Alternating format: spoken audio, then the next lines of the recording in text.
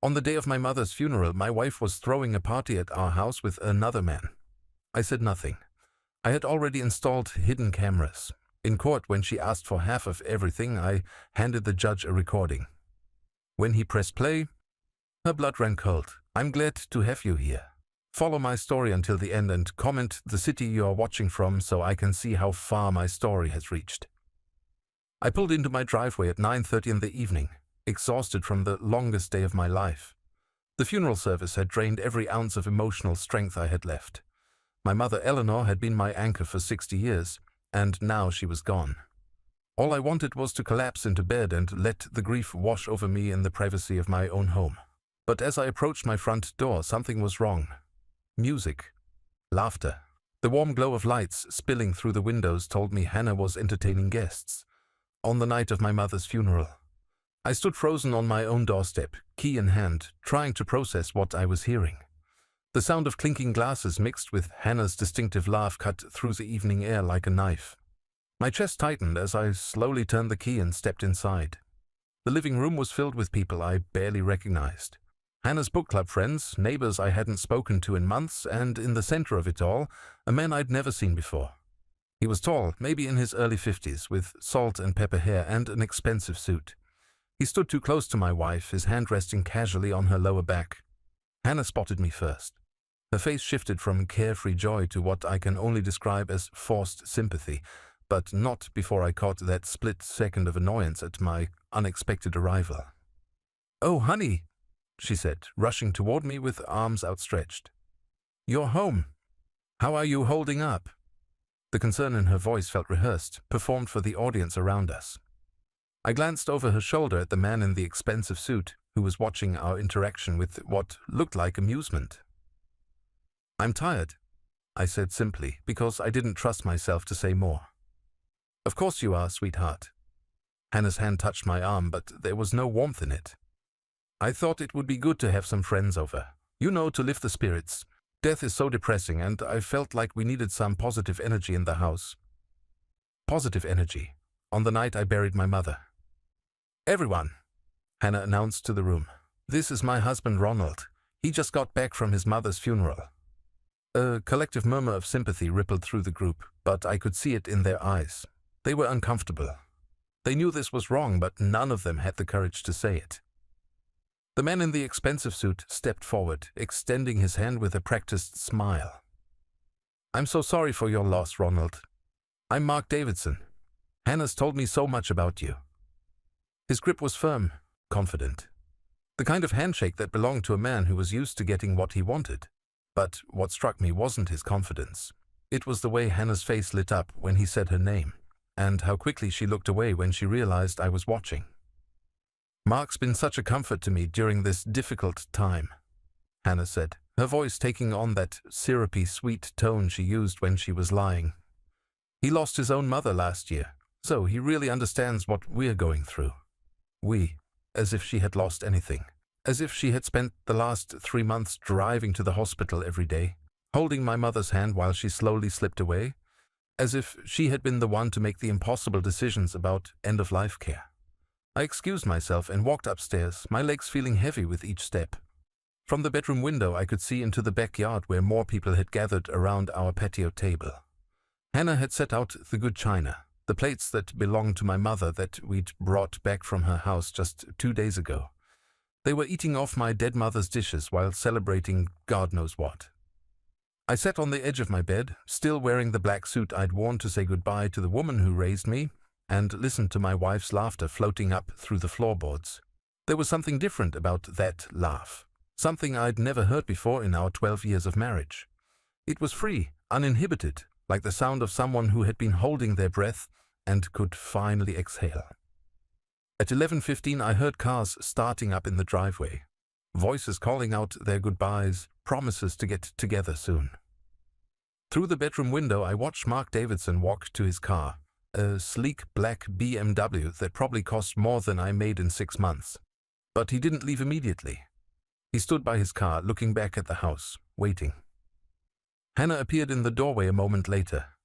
I couldn't hear their conversation, but I could see their body language. The way she touched his arm, The way he leaned down to whisper something in her ear that made her smile. The way they stood just a little too close for a little too long before he finally got in his car and drove away. When Hannah came to bed an hour later, I pretended to be asleep. She slipped under the covers without a word, but I could feel the energy radiating from her body. She wasn't tired. She was wired, excited about something. On the night of my mother's funeral, my wife was lying next to me, practically vibrating with anticipation. I stared at the ceiling until dawn, my mind racing with questions I didn't want to ask and answers I didn't want to know. But one thought kept circling back, growing stronger with each passing hour. This wasn't the first time Mark Davidson had been in my house. The way he moved through the rooms, the casual familiarity with which he helped himself to drinks from our bar, the ease with which Hannah had introduced him to her friends. This was a man who belonged here. And if that was true, then everything I thought I knew about my marriage was a lie. By the time the sun came up, I had made a decision. I wasn't going to confront Hannah. I wasn't going to demand answers or threaten divorce or do any of the things a betrayed husband was supposed to do. Instead, I was going to watch. I was going to wait, and I was going to find out exactly what my wife had been hiding from me. The next morning, while Hannah slept in after her party, I drove to the electronics store downtown and bought 4 small security cameras with motion detection and audio recording capabilities. The salesman assured me they were virtually invisible once installed and could be monitored remotely from my phone. When I returned home, Hannah was in the shower. I had maybe 15 minutes before she came downstairs expecting breakfast and sympathy for her imaginary hangover. I worked quickly, installing cameras in the living room, kitchen, hallway, and her home office. Each one perfectly positioned to capture not just images, but conversations, movements, the subtle interactions that would tell me who my wife really was when she thought no one was watching. As I finished connecting the last camera to the wireless network, I heard the shower turn off upstairs.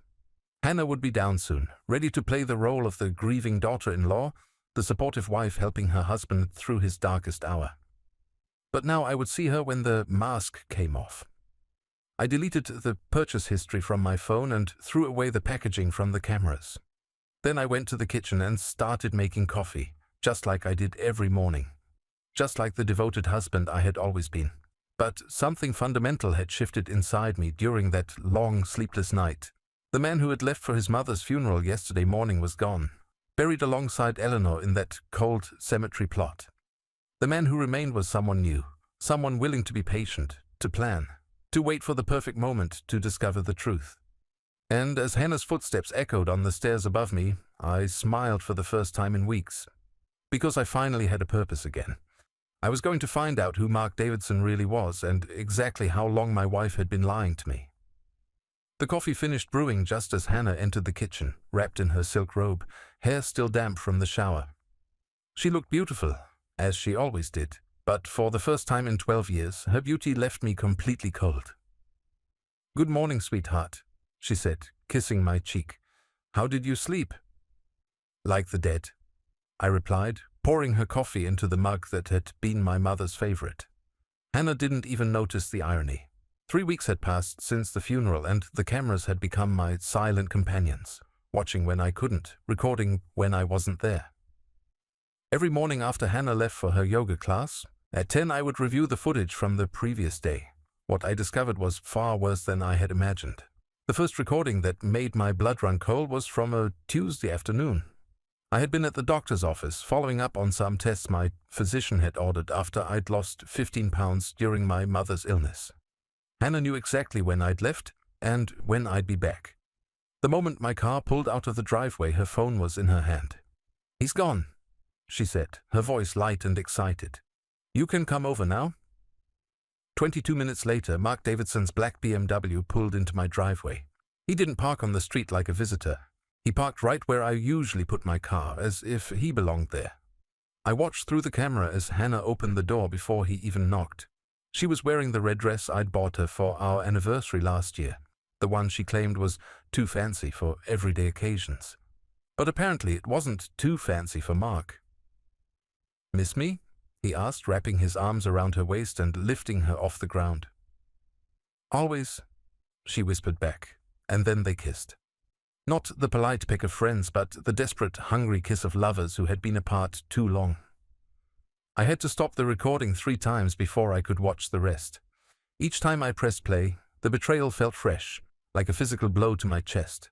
But I forced myself to continue watching because I needed to see everything. They moved to the living room where Hannah poured wine from a bottle I didn't recognize. Expensive wine, judging by the way Mark admired the label. They sat on my couch, her legs draped across his lap, talking and laughing like they'd been together for years. "How long do you think he'll need to grieve?" Mark asked, running his fingers through Hannah's hair.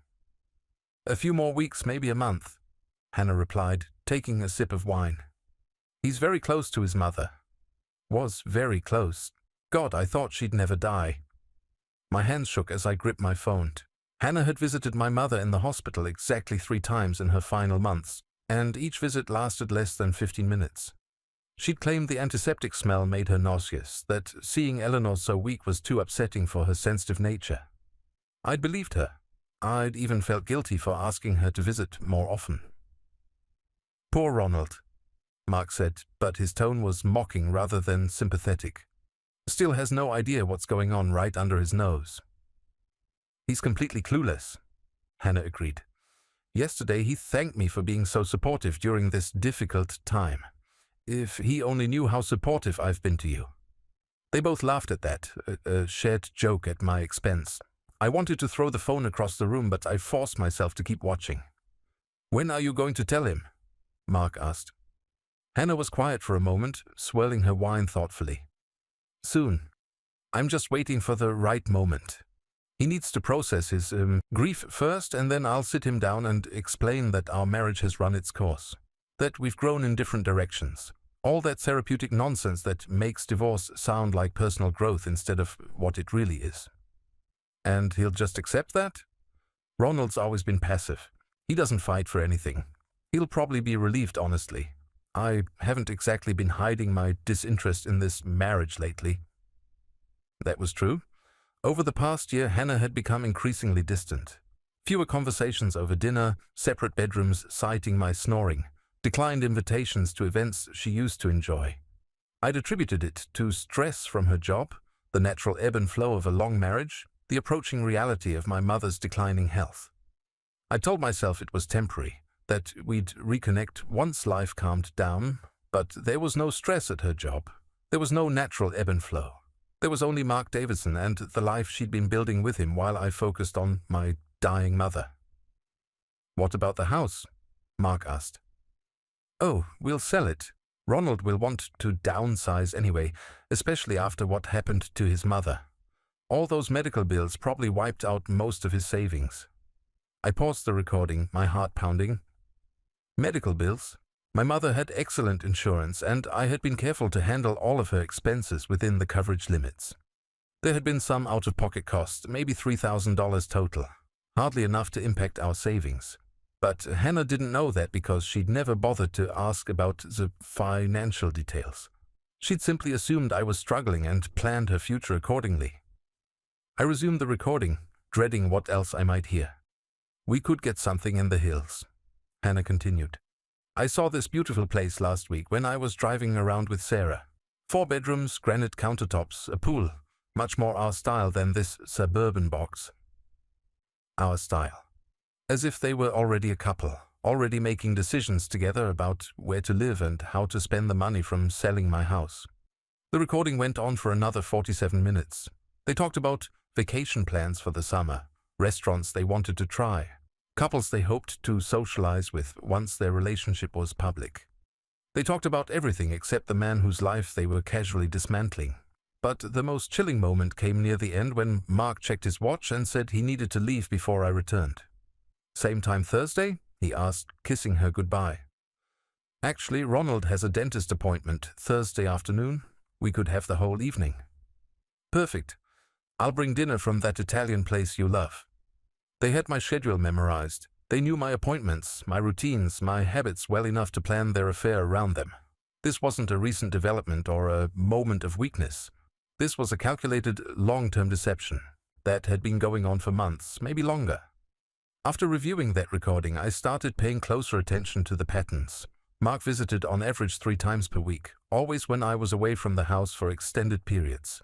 He had a key to the back door, which explained how he'd been able to come and go without neighbors noticing. Hannah had given him access to my home, my sanctuary, the place where I'd grieved for my mother and worried about our marriage and never suspected that my wife was entertaining another man in my absence. The emotional recordings were bad enough, but the financial ones nearly sent me to the hospital. On a Friday afternoon, while I was visiting Eleanor's grave and bringing fresh flowers, Hannah was on the phone with someone discussing joint bank accounts and investment portfolios. "No, he doesn't pay attention to the statements," she was saying. "Ronald leaves all the financial management to me. He just assumes everything is fine." This was true. I'd always trusted Hannah to handle our household finances. She had an accounting background and seemed to enjoy managing budgets and investments. Every month she'd give me a summary of our financial position, and I'd nod approvingly and thank her for taking care of such tedious details. "The checking account has about 12,000 and there's maybe 45,000 in the retirement accounts," she continued, "plus whatever equity we have in the house." I nearly dropped my phone. We had closer to 90,000 in retirement savings and the house was almost paid off. Hannah was either grossly mistaken about our financial position or she was deliberately understating our assets. Given everything else I discovered, I suspected the latter. "What about life insurance?" the voice on the other end asked. 200,000 through his work, but that's only if something happens while he's still employed. He's been talking about early retirement, which would complicate things." Early retirement. I'd mentioned it exactly once in passing after a particularly stressful day at the office. I'd said something about how nice it would be to retire at 62 and spend more time with family. Hannah had seemed supportive at the time, encouraging me to think about what I'd want to do with my free time. Now I understood her enthusiasm differently. Early retirement would eliminate the life insurance payout that was apparently part of her long-term financial planning. "Don't worry," Hannah continued. "I'll make sure he stays at work until we're ready to make our move. He's very focused on providing for our future. He won't retire if he thinks it would leave us financially vulnerable." Our future. She was talking about securing my life insurance while planning to leave me for another man. The cold calculation of it took my breath away. That night I sat in my study pretending to read while Hannah watched television in the living room. She was texting, constantly, smiling at her phone in a way she hadn't smiled at me in months. Every few minutes she would giggle softly at something on her screen, then glance toward the study to make sure I wasn't watching. I wasn't watching her.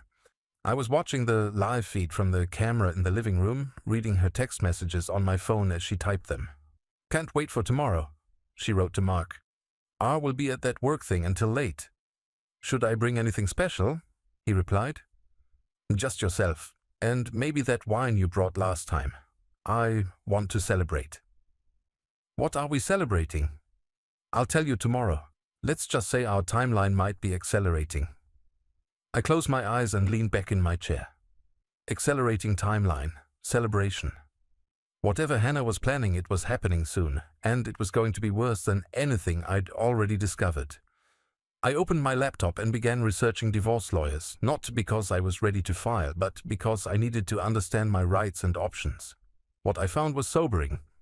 In our state, Hannah would be entitled to half of all marital assets, including retirement accounts, home equity, and any inheritance received during the marriage.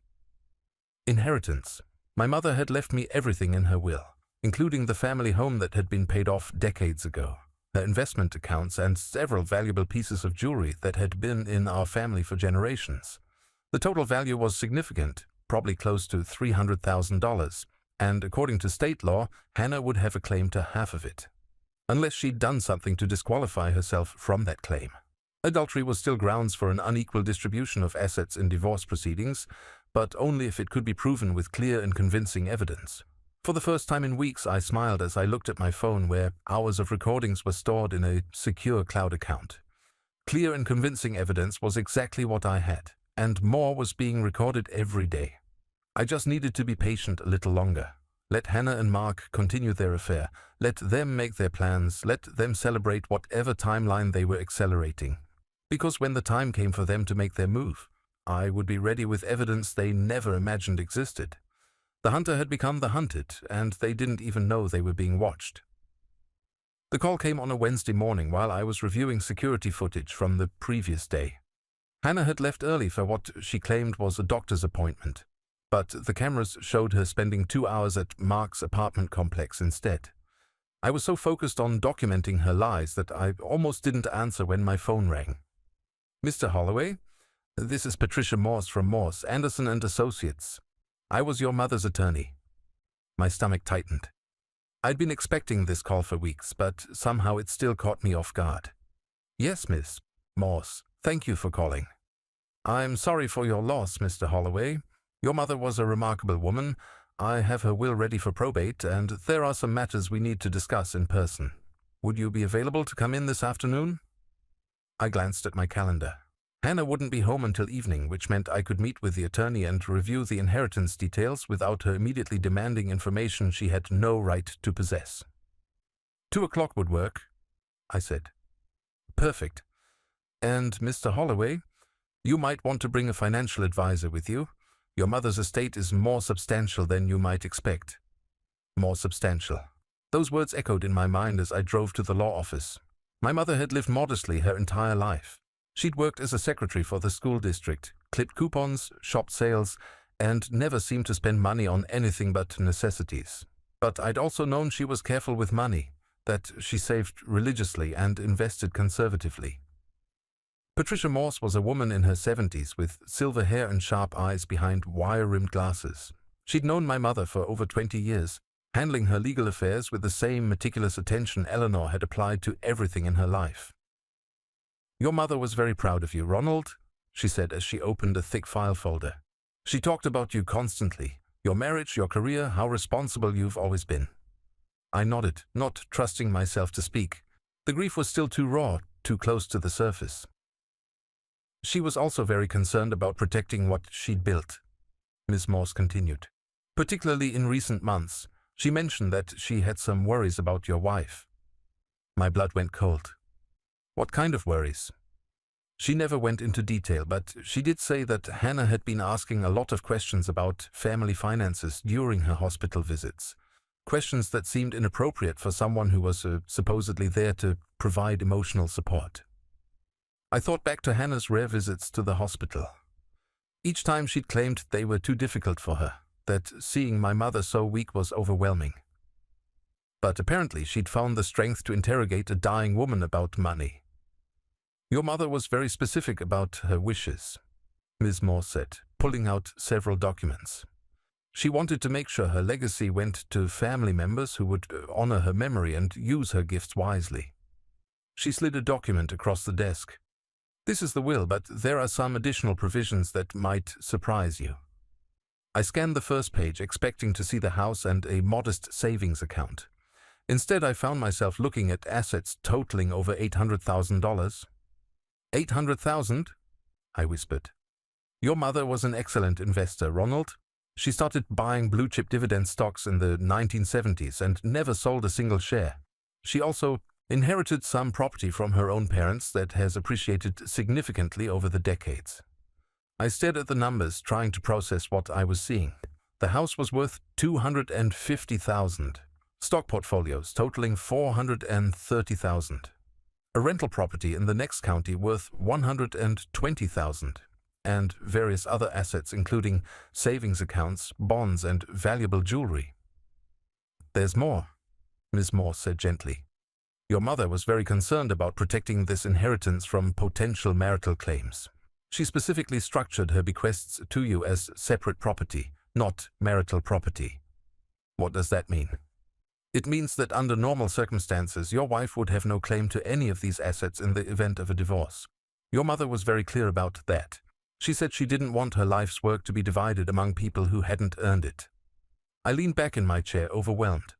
My mother had somehow anticipated that my marriage might end badly, and she'd taken steps to protect me from financial devastation. But how had she known? "There's one more thing," Ms. Morse said, her expression becoming more serious. "About 3 months ago, your mother received a visit from your wife. Hannah came here asking questions about the will." My chest tightened. "What kind of questions?" "She wanted to know if she was named as a beneficiary, what assets your mother owned, and when probate would be completed. She claimed you had sent her to gather information because you were too grief-stricken to handle the details yourself. I felt sick. I never sent her. I suspected as much. Your mother was very upset about the visit. She said Hannah had been pushy and demanding, acting entitled to information that wasn't her business. That's when your mother decided to add the additional protective clauses to her will. Miss Morse pulled out another document.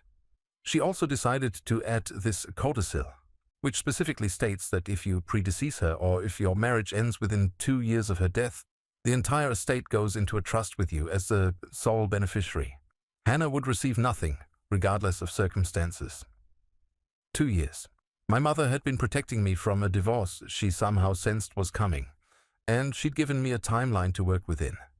If Hannah left me within the next 18 months, she would lose any potential claim to the inheritance. But if she waited longer than that, she might be able to argue that the protective clauses no longer applied. Did my mother say anything else about Hannah? I asked. Miss Morse hesitated. She mentioned that Hannah had been asking very specific questions about your employment benefits, particularly your life insurance policy. She also asked when you might retire and whether that would affect your financial security. Life insurance, retirement, the same topics I'd heard Hannah discussing in her recorded phone calls. My mother had recognized the signs of someone planning for financial advantage, and she'd taken steps to prevent it. There's one final provision I need to explain, Ms. Morse said. Your mother left instructions that you were to receive all of this information privately, without your wife present. She specifically requested that Hannah not be informed about the full extent of the inheritance until all legal proceedings were complete. I nodded, understanding the wisdom of that request. If Hannah knew about the $800,000, she might accelerate whatever timeline she and Mark were discussing. She might push for divorce immediately while believing she could still claim half of everything. How long before probate is finalized? I asked. 6 to 8 weeks, assuming no complications. But, Ronald, there's something else you should know. If Hannah challenges any of these provisions, it could extend the process significantly. Your mother anticipated that possibility and included a clause stating that anyone who contests the will forfeits any claim to the estate. I left the law office with copies of all the documents and a new understanding of how carefully my mother had been watching my marriage. She'd seen things I'd missed, recognized warning signs I'd ignored, and protected me in ways I was only beginning to appreciate. But she'd also given me a weapon I hadn't expected. Hannah's inappropriate inquiries about the inheritance, documented by a reputable attorney, would be additional evidence of her calculating nature if this situation ever went to court. That evening, Hannah returned home with shopping bags from expensive stores, claiming she'd treated herself to a little retail therapy after her doctor's appointment. She was wearing a new outfit that probably cost more than I spent on clothes in 6 months, and she seemed unusually cheerful. "How was your day, honey?" she asked, kissing my cheek with the same artificial affection she'd been displaying for weeks. "Quiet," I said. "I spent some time organizing Mom's papers." "Find anything interesting?" The casual way she asked the question made my skin crawl. She was fishing for information about the inheritance, probably hoping I'd discovered some unexpected windfall she could factor into her future plans with Mark. "Just old bank statements and medical records," I lied. "Nothing valuable."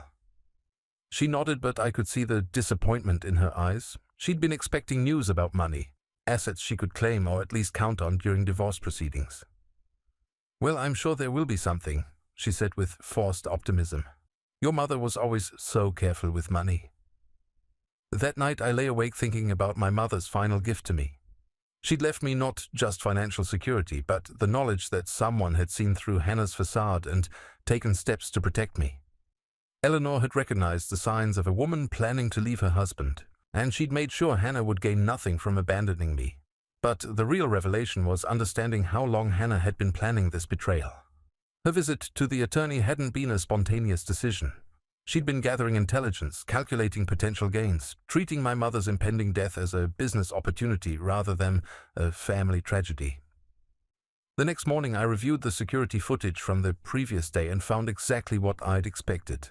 While I was learning about my inheritance, Hannah had been at Mark's apartment, probably celebrating what she assumed would be her share of whatever my mother had left behind. In the recording from that evening, after she'd returned home with her expensive purchases, I watched her text Mark about her successful shopping trip and how she was investing in their future wardrobe. She was spending money she didn't have on clothes for a life she was planning to steal from me, but thanks to my mother's foresight and my hidden cameras, Hannah was about to discover that some thefts came with consequences she'd never imagined. The inheritance changed everything. It gave me financial independence and legal protection, but more importantly, it showed me that I wasn't alone in this fight. My mother had seen the truth about Hannah and had given me the tools to defend myself. Now I just needed to decide when and how to use them. The conversation I'd been dreading came on a Saturday morning in early October, exactly 6 weeks after my mother's funeral. Hannah had been unusually attentive all week, making my favorite meals, asking about my day, even suggesting we take a weekend trip together. I should have recognized it as the behavior of someone preparing to deliver devastating news, but I was too focused on monitoring her secret life to pay attention to her public performance. She waited until I was settled in my study with my morning coffee, surrounded by the familiar comfort of my books and papers. It was a calculated choice of location. The study was my sanctuary, the place where I felt most secure, which would make her announcement that much more jarring. "Ronald, honey, we need to talk." The tone was gentle but serious, the voice of someone about to discuss something life-changing. I looked up from the newspaper I'd been pretending to read while actually reviewing security footage on my phone. "Of course," I said, setting down my coffee cup. "What's on your mind?"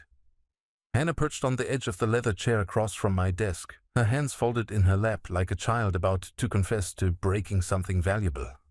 But there was nothing childlike about the calculation behind her eyes. "I've been doing a lot of thinking lately," she began. "About us, about our marriage, about where we are headed." I nodded encouragingly, playing the role of the unsuspecting husband while my heart pounded with anticipation. This was the moment I'd been preparing for, the confrontation that would set everything in motion. "I think we need to be honest about what's happened between us," she continued. "We've grown apart, Ronald. We want different things. We've become different people." "Different how?" I asked, so I knew exactly what she meant. She'd become someone who could lie to my face while planning my destruction, and I'd become someone who documented her betrayals while planning my defense. "You're so focused on the past," she said, her voice taking on that therapeutic tone she used when she wanted to sound wise and insightful. "Your mother's death has made you even more withdrawn than usual. You spend all your time grieving instead of looking toward the future." The audacity of using my grief over my mother's death as justification for her affair took my breath away. I gripped my coffee cup to keep my hands from shaking with rage. "And what future are you looking toward?" I asked carefully. "A different one than what we have now," she said. "Ronald, I want a divorce." There it was. The words hung in the air between us like a blade waiting to fall. I stared at her for a long moment, letting the silence stretch until she began to fidget uncomfortably. "A divorce," I repeated slowly, as if the concept were foreign to me. "I know this is shocking," she said, rushing to fill the silence. "But I've been thinking about this for months. We're not happy, Ronald. When was the last time we laughed together? When did we last have a real conversation about anything meaningful? When was the last time you weren't planning to leave me?" I thought but didn't say. Instead, I asked, "Is there someone else?" The question hit her like a physical blow. She blinked rapidly, her carefully rehearsed speech momentarily derailed by my directness. "That's not what this is about," she said finally. "This is about us, about the fact that we've become strangers living in the same house." "But is there someone else?" I pressed. "Ronald, please don't make this harder than it has to be." "That's not an answer." She sighed dramatically, as if I were being unnecessarily difficult. "No, there's no one else. This decision is about our relationship, not about another person." The lie came so easily, so convincingly, that I almost admired her skill. If I hadn't spent weeks watching her with Mark Davidson, if I hadn't heard her plan our divorce while celebrating with her lover, I might have believed her. "I see," I said. "And you've thought this through completely. You're sure this is what you want? I'm sure. Her relief was palpable. She'd expected me to fight, to plead, to make emotional arguments for saving our marriage. Instead, I was giving her exactly what she wanted with minimal resistance. Then I suppose we should discuss the practical matters, I said, as if we were talking about refinancing the mortgage instead of ending 12 years of marriage. Hannah's face brightened. She pulled out a manila folder he hadn't noticed her carrying, obviously prepared for this conversation to go smoothly. I've already spoken to an attorney, she said, opening the folder to reveal several typed pages. Just to understand our options. I want this to be fair for both of us. Fair. The word tasted bitter in my mouth as I watched her spread the documents across my desk. She'd been planning this divorce while I grieved my mother, consulting lawyers while I trusted her to handle our finances, preparing legal strategies while I believed in our marriage. What does fair look like to you? I asked. Well, obviously we'll split everything equally, she said, pointing to a list she'd prepared. The house, our savings accounts, retirement funds. Your mother's inheritance once that's settled. My mother's inheritance. There it was, the real reason for her timing. She'd been waiting for Eleanor to die so she could claim half of everything, including assets that would never legally belong to her. That seems reasonable, I said, scanning her list with feigned interest. She'd estimated our total assets at approximately $400,000, not including the inheritance she assumed would add significantly to that total. I'm glad you're being so mature about this, she said, her relief obvious. I was worried you might try to make things difficult. Why would I make things difficult? If you're unhappy, if you want to leave, then leaving is probably the best thing for both of us. She blinked, clearly surprised by my reasonable response. She'd prepared for arguments, tears, desperate attempts to save the marriage. Instead, I was handling her betrayal with the same calm efficiency I brought to business negotiations. There is one thing I'd like to ask, I said, leaning back in my chair. Why now? What changed? I told you, we've grown apart. No, I mean why this specific moment? Why not 6 months ago? Why not wait until next year? She hesitated, probably trying to think of an explanation that didn't involve Mark Davidson's timeline for their relationship. Your mother's death made me realize how short life is, she said finally, how important it is not to waste time being unhappy. Another lie, but this one particularly cruel. She was using Eleanor's death as cover for a betrayal she'd been planning long before my mother became ill. I understand, I said. Life is indeed short. Too short to spend it with people who don't value what you have to offer. Hannah nodded enthusiastically, missing the double meaning entirely. Exactly. I knew you would understand once you thought about it rationally. Oh, I've been thinking about it very rationally, I assured her. In fact, I've been thinking about a lot of things lately. About trust, about loyalty, about what marriage really means. Something in my tone made her pause. For a moment I saw uncertainty flicker across her face as if she sensed an undercurrent she couldn't identify. Ronald, I hope you know this isn't easy for me either, she said. I do care about you. I want us both to be happy. I'm sure you do, I replied. And I want the same thing. I want both of us to get exactly what we deserve. She smiled, reassured by what she interpreted as my acceptance of her decision. But I wasn't accepting anything. I was simply buying time, gathering information, and preparing for the battle she didn't know was coming. So, what happens next? I asked. I'll file the paperwork early next week. My attorney says it should be straightforward since we're in agreement about the division of assets. Probably 90 days until everything's finalized. 90 days. She had our entire future mapped out, probably synchronized with whatever timeline she and Mark had established for their new life together. And in the meantime, I asked, we continue living here until the house sells. Separate bedrooms, obviously. Just think of it as roommates helping each other through a transition. Roommates? After 12 years of marriage, I'd been demoted to the status of someone who shared expenses while she conducted her affair under my own roof. That seems workable, I said. Really? You're taking this so much better than I expected. Hannah, if you're not happy here, if you've found something better elsewhere, then staying would just be prolonging everyone's misery. The phrase "found something better elsewhere" made her freeze. For a split second, panic flashed across her face, as if she thought I might know about Mark. But then she relaxed, probably assuming I was speaking generally about her future prospects. "Thank you for understanding," she said, gathering up her papers. "I know this is hard, but I really think it's for the best." After she left the study, I sat alone with my coffee and thought about the performance I'd just witnessed. Hannah had delivered her divorce demand with the confidence of someone who believed she held all the cards. She'd calculated our assets, consulted an attorney, and planned our future without considering the possibility that I might have plans of my own. But I did have plans.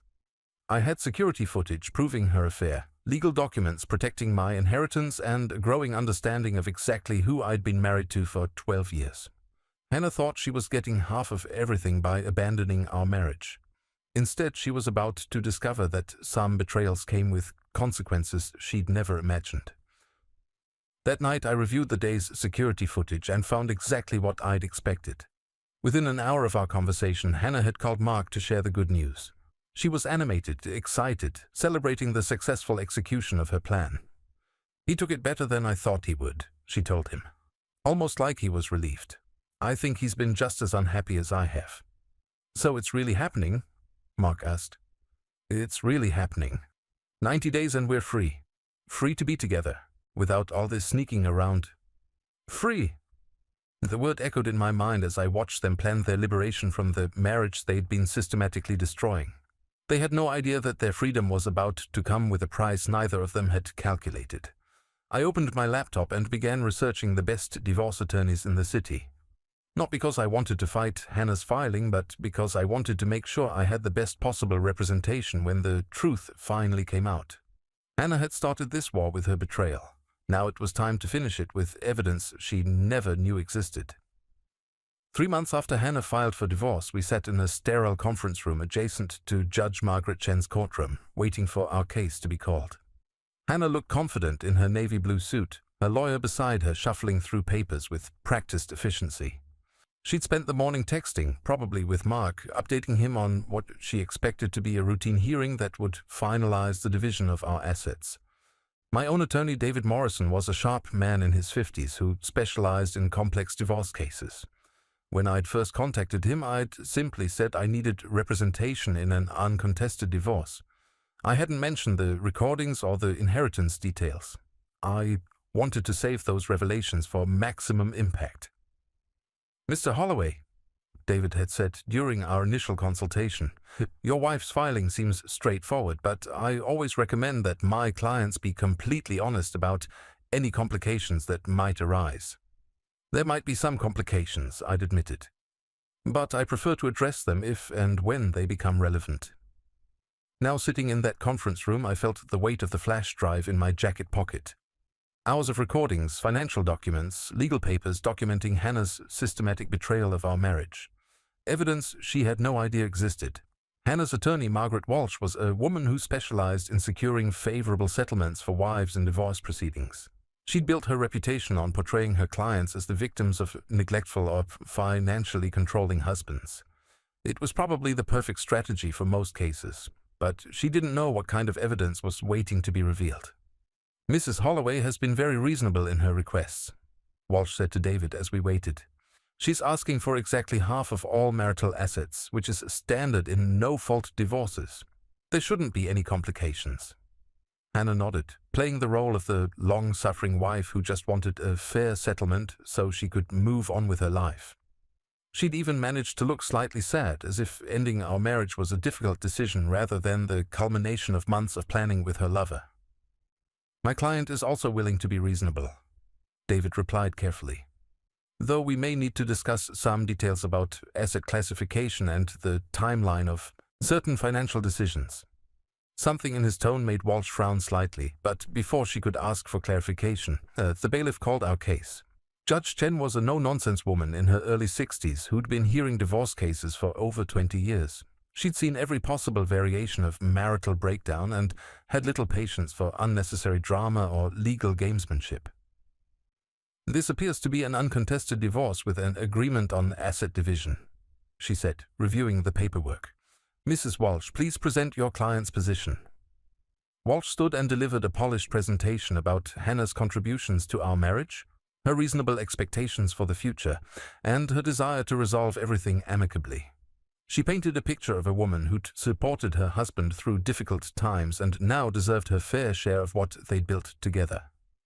Mrs. Holloway worked part-time to support the household while managing the family finances, Walsh explained. She was particularly supportive during Mr. Holloway's mother's recent illness and death, providing emotional care while he focused on his career. I nearly laughed at that characterization. Hannah's emotional care had consisted of 3 brief hospital visits and a party on the night of the funeral, but I remained silent, knowing my turn was coming. Mrs. Holloway is requesting 50% of all marital assets, Walsh continued. This includes the family home, retirement accounts, savings, and any inheritance received during the marriage. The total value is approximately $400,000, plus whatever amount comes from the recent inheritance from Mr. Holloway's mother. Judge Chen nodded and turned to David. Mr. Morrison, does your client contest any of these claims? David stood, his expression calm but determined.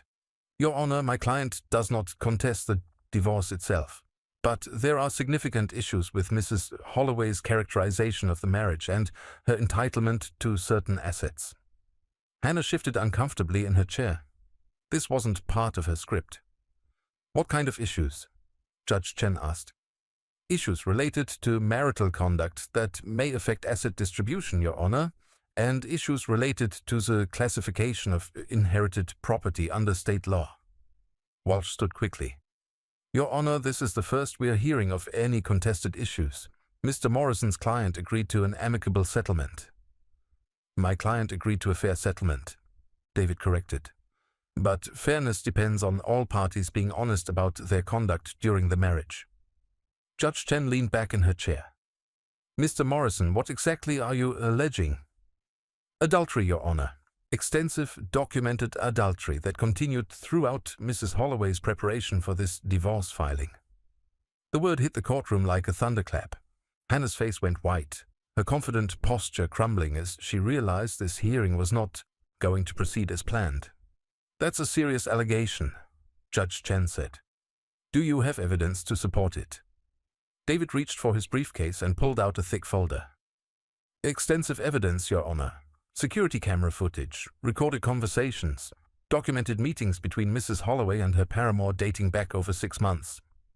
Hannah turned to look at me for the first time since we'd entered the courtroom. Her eyes were wide with shock and growing fear.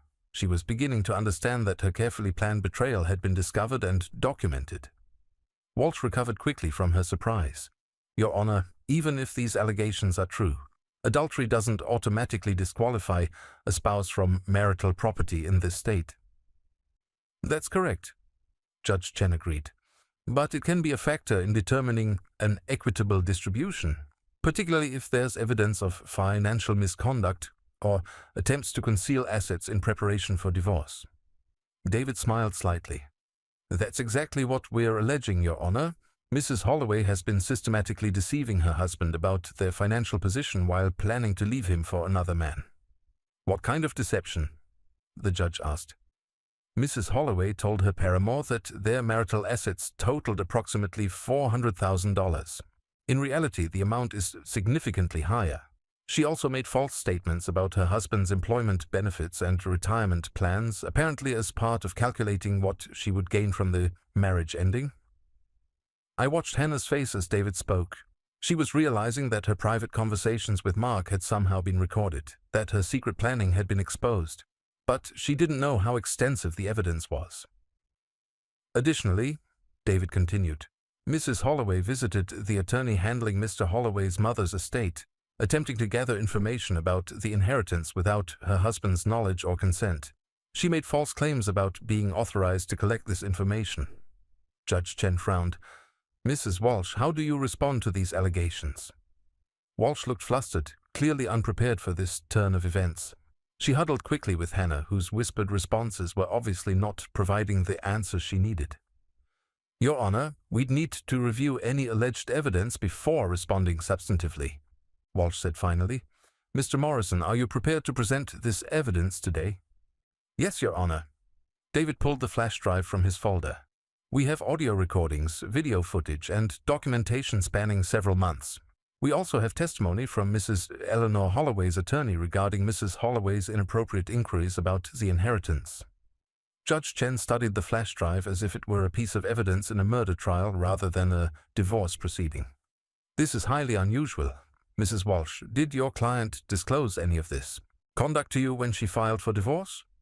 No, Your Honor, she did not. Hannah was staring at the flash drive like it was a bomb about to explode, which in a sense it was. Your Honor, David said, before we proceed with reviewing the evidence, there's another matter that affects asset distribution. Mr. Holloway's inheritance from his mother includes specific provisions designed to protect those assets from marital claims. He pulled out another set of documents. The deceased specifically structured the inheritance to ensure that it would remain separate property, not subject to division in divorce proceedings. She also included provisions that would forfeit any claims if the marriage ended within 2 years of her death due to adultery or abandonment. Hannah made a small choking sound. She was beginning to understand that her mother-in-law had somehow anticipated this situation and taken steps to protect me from exactly what she was trying to do. Judge Chen took the inheritance documents and read them carefully. This is very thorough estate planning. And you're saying Mrs. Eleanor Holloway suspected her daughter-in-law might try to leave her son for financial gain? The evidence suggests she had concerns about Mrs. Holloway's motivations, yes. Those concerns appear to have been well-founded. Walsh tried one more time to regain control of the situation. Your Honor, we object to this ambush approach. We need time to review whatever evidence Mr. Morrison claims to have. Mrs. Walsh, your client filed for divorce claiming this was an amicable split with no contested issues. If there are contested issues, we need to address them before finalizing any settlement. Judge Chen looked directly at Hannah. Mrs. Holloway, did you engage in an extramarital affair during your marriage? Hannah's mouth opened and closed silently. She looked at Walsh for guidance, but her attorney was obviously out of her depth. Your Honor, Walsh said desperately, I need to consult with my client privately before she answers any questions. Of course. We'll take a 15-minute recess. When we return, I want to review Mr. Morrison's evidence, and I want honest answers from both parties about what's really been happening in this marriage. As the judge left the courtroom, Hannah turned to me with an expression of pure betrayal, as if I had somehow wronged her by discovering her affair. How long have you known? She whispered. I looked at her calmly. Long enough. Ronald, we can work this out. We don't have to. Hannah, I interrupted quietly. You threw a party on the night of my mother's funeral. You've been planning to leave me while stealing half of everything I've worked for. You lied about our finances, about your feelings, about everything that mattered. She started to cry, but they weren't tears of remorse. They were tears of frustration and fear from someone whose carefully laid plans were falling apart. The only thing we need to work out, I continued, is how much of what you've done is going to become part of the public record. When court resumed, Judge Chen was going to hear evidence that would destroy Hannah's claims to any marital property and expose the calculating nature of her betrayal. The flash drive in David's hand contained enough proof to ensure that Hannah's attempt to profit from abandoning our marriage would fail completely. For the first time in months, I felt something approaching peace. The truth was finally going to be told. When we returned to the courtroom after the recess, Hannah looked like a different person. The confident woman who'd walked in expecting to claim half of everything had been replaced by someone who understood that her carefully constructed lies were about to be exposed to a judge who had no tolerance for deception. Judge Chen settled behind her bench and looked directly at my attorney. Mr. Morrison, I'm ready to review your evidence.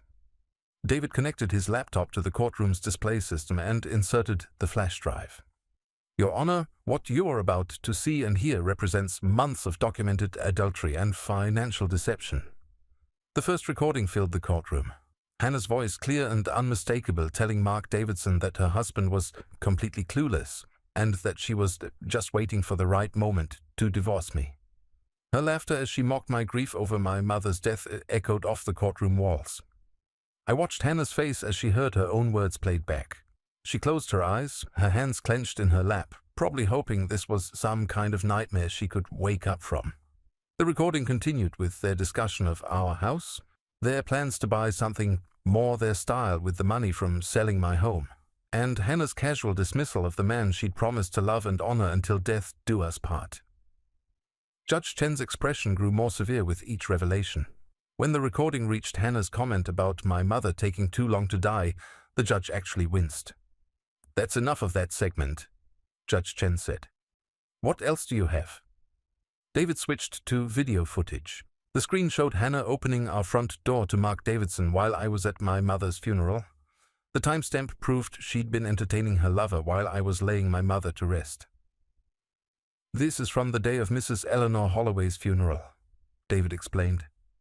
"As you can see, Mrs. Holloway was hosting her paramour in the marital home during her husband's time of grief." Walsh tried to object. "Your Honor, the privacy violations involved in obtaining this evidence were completely legal," Judge Chen interrupted. "Mr. Holloway was recording activities in his own home. Continue, Mr. Morrison." The evidence continued for nearly an hour. Recordings of Hannah planning our divorce while celebrating with Mark. Video of their intimate moments in my living room. Audio of her phone conversations discussing my life insurance benefits and retirement plans as if they were assets in a business deal rather than the security of a man she'd promised to love. But the most damaging evidence came from the recordings of Hannah's calls to Mark about the inheritance. Her voice calculating and cold, discussing how much money she expected to gain from my mother's death and how to maximize her claims during divorce proceedings. "As you can hear, Your Honor," David said, "Mrs. Holloway was treating her husband's grief and her mother-in-law's death as financial opportunities rather than family tragedies." Judge Chen had heard enough. "Mrs. Walsh, does your client wish to contest the authenticity of any of this evidence?" Walsh looked at Hannah, who slowly shook her head. There was no point in denying what was clearly her voice, her image, her words planning the systematic destruction of our marriage. "No, Your Honor," Walsh said quietly. "Mrs. Holloway," Judge Chen said, addressing Hannah directly, "do you have anything to say in response to this evidence?" Hannah started to stand, then seemed to think better of it. When she spoke, her voice was barely above a whisper. "I made mistakes, I was unhappy, and I made very poor choices." "Poor choices," the judge repeated. "Mrs. Holloway, what I've seen here isn't poor judgment. This is calculated deception, financial manipulation, and a complete betrayal of marital vows. You were planning to profit from your husband's mother's death while mocking his grief." Hannah began crying again, but Judge Chen showed no sympathy. "Mr. Morrison, you mentioned additional evidence regarding the inheritance?" David presented the documents from my mother's attorney, including Patricia Morse's written statement about Hannah's inappropriate visit and her attempt to gain unauthorized information about the estate. Mrs. Eleanor Holloway was so concerned about her daughter-in-law's behavior that she specifically structured her will to protect her son from exactly this situation, David explained. She included provisions that would forfeit any marital claims if the marriage ended within 2 years of her death due to adultery or abandonment. Judge Chen reviewed the inheritance documents carefully. "This is remarkably prescient estate planning. Mrs. Holloway clearly understood her daughter-in-law's character better than her son did." I felt a pang of sadness at that observation, but also gratitude. My mother had protected me in ways I was only beginning to appreciate. "Based on the evidence presented," Judge Chen continued, "I'm ruling that Mrs. Hannah Holloway has forfeited any claim to marital property through her conduct. The adultery is clearly documented and ongoing. The financial deception demonstrates bad faith in the divorce proceedings, and the inheritance is properly classified as separate property under the terms of the will." Hannah's sob echoed through the courtroom. Her attorney put a consoling hand on her shoulder, but there was nothing Walsh could do to salvage this disaster. "Mrs. Holloway will receive no portion of the marital home, no portion of retirement accounts, and no portion of the inheritance. She's entitled to her personal belongings and any assets she brought to the marriage independently." "Your Honor," Walsh tried one last time, "my client contributed to the household for 12 years. Surely she's entitled to some compensation." "Your client contributed adultery and deception," Judge Chen interrupted. "She systematically planned to defraud her husband while mocking his family tragedies. In my courtroom, such behavior results in forfeiture of marital rights." The judge looked at Hannah one final time. "Mrs. Holloway, your conduct in this matter has been appalling. You treated your marriage like a business transaction, and your husband's grief like a profit opportunity. You will leave this marriage with exactly what you deserve, nothing." The gavel came down with finality that seemed to echo forever. As we left the courtroom, Hannah tried to approach me one last time. "Ronald, please, we can talk about this. I know I made mistakes, but—" "Hannah," I said quietly, "you didn't make mistakes. You made choices. You chose to betray our marriage, you chose to mock my mother's death, and you chose to try to steal what wasn't yours.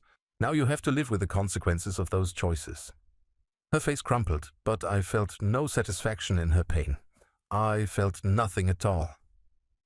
6 weeks later, I stood in my kitchen making coffee in the early morning silence. The house was mine now, officially and completely. Hannah had moved out immediately after the court hearing, taking only her clothes and personal items. She'd left no forwarding address, and I hadn't asked for one. The inheritance from my mother had been finalized, adding $800,000 to my assets along with a rental property that provided monthly income. I was financially secure in ways I'd never imagined possible, but more importantly, I was free from the weight of deception that had nearly crushed me. I'd heard through mutual acquaintances that Hannah's relationship with Mark Davidson had ended badly within a month of our divorce. Apparently, Mark had been less interested in her company once she had no money to bring to the relationship. The woman who'd calculated every aspect of her betrayal had failed to calculate the loyalty of a man who'd helped her cheat. My phone buzzed with a text from my neighbor, Mrs. Patterson, who'd become an unexpected friend during the months of upheaval. "Coffee this afternoon? I made that apple cake you liked." I smiled as I typed back my acceptance. Mrs. Patterson was a widow in her 70s who'd recognized the signs of a man rebuilding his life. She'd offered friendship without judgment and companionship without complications. As I sat on my back porch with my morning coffee, I thought about the journey from that terrible night when I'd found Hannah celebrating on my mother's funeral day to this peaceful morning in my own home. The anger had faded, replaced by something I hadn't expected: gratitude. Hannah's betrayal had been devastating, but it had also been revealing. Without the recordings, I might have spent years wondering what I'd done wrong, what I could have changed, how I might have saved a marriage that was already destroyed by someone who'd never truly valued it. Instead, I knew the truth. I'd been married to someone who saw me as a financial opportunity rather than a partner, someone who treated my family's tragedies as business advantages, someone who planned my emotional destruction while sleeping in my bed.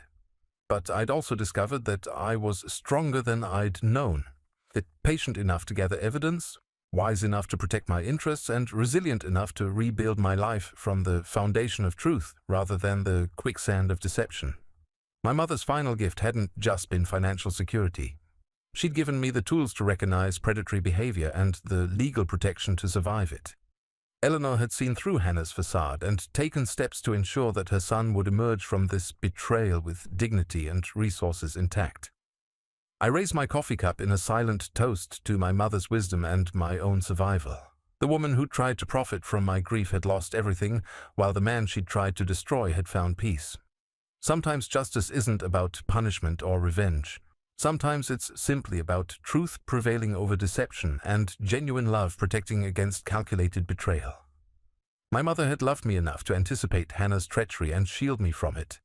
That love had proven stronger than any scheme my ex-wife could devise.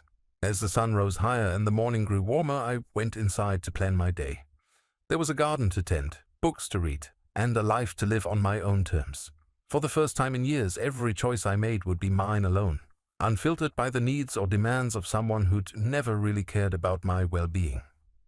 Hannah had taught me that some people view marriage as a transaction rather than a commitment. My mother had taught me that real love protects and preserves rather than exploits and destroys. I knew which lesson I would carry forward and which person I would continue to honor with the life I'd reclaimed from the ashes of betrayal.